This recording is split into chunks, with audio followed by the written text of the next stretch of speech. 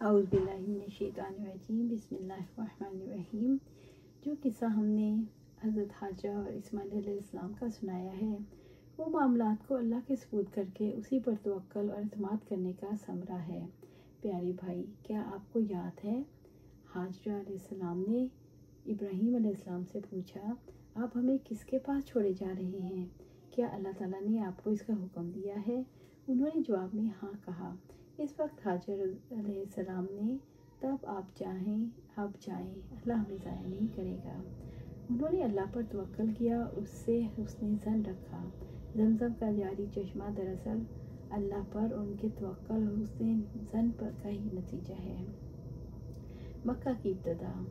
اللہ تعالیٰ نے اسماعیل حاجرہ علیہ السلام کو جب آب زمزم سے نواز دیا تو جرہم قبیلہ کا ایک قافلہ وادی مکہ کے قریب سے گزرا۔ انہوں نے پانی تلاش کرنے کے لیے ایک اپنا آدمی بھیجا تاکہ وہاں پڑاؤ کر سکے۔ اس شخص نے ایک پرندہ اڑتے دیکھا اور سمجھ گیا اس جگہ پانی ہوگا۔ وہاں پہنچ کر اس نے اسماعیل علیہ السلام اور ان کی والدہ کو آب زمزم کے پاس بیٹھے دیکھا اور واپس آ کر قافلے کو اس کے بارے میں بتلایا۔ چنانچہ انہوں نے پانی پر پہنچ کر حاجرہ علیہ السلام سے ان کے ساتھ پڑاؤ کی اجازت مانگی۔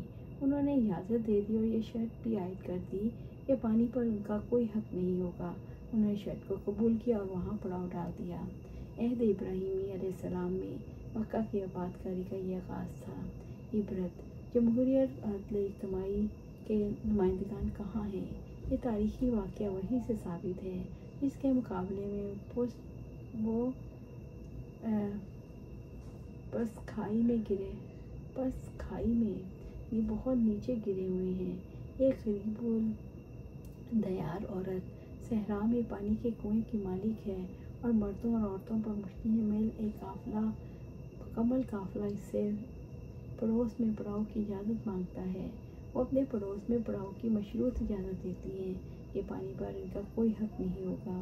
وہ اس شرط کو بخوشی قبول کرتے ہیں اور اپنا پڑاؤ ڈال دیتی ہیں۔ عربوں کو یہ وہ اچھا وصف ہے جس کا جاہلیت میں بھی لحاظ رکھا جاتا تھا۔ مجوس، یہود، انصار کے سیاہ تکونی دامن فریب کا عرب اگر شکار نہ ہوتا تو اسلام میں نہ جانے ان کا کیا عالم ہوتا۔ مکہ میں آباد کاری۔ پہل مکہ کو اسماعیل حاجرہ علیہ السلام نے آباد کیا اور بعد میں جرہم قافلے کے پڑاؤ سے آباد ہوا۔ اسماعیل علیہ السلام بڑے ہو کر اب دوڑ دھوپ اور کام کاج کے قابل ہو گئے، مگر ابھی تک ان کا کام بکریاں چرانا اور شکار کرنا ہی تھا۔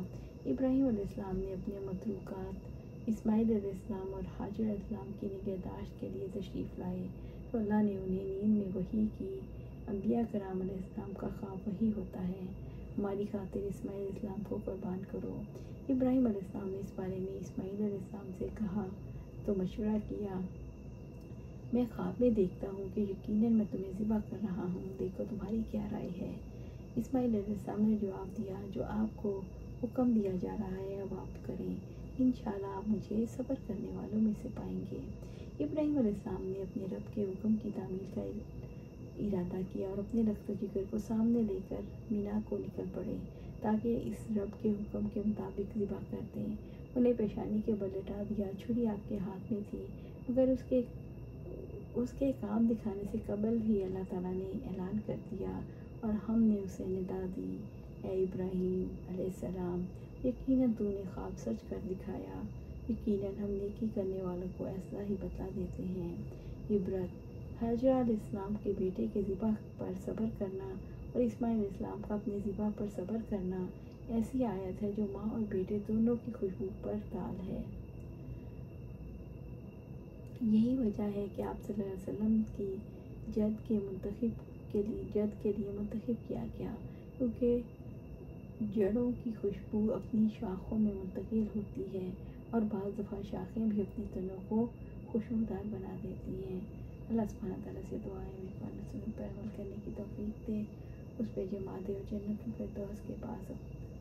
الفردوس میں اپنے پاس گھر عطا فرمائے، آمین۔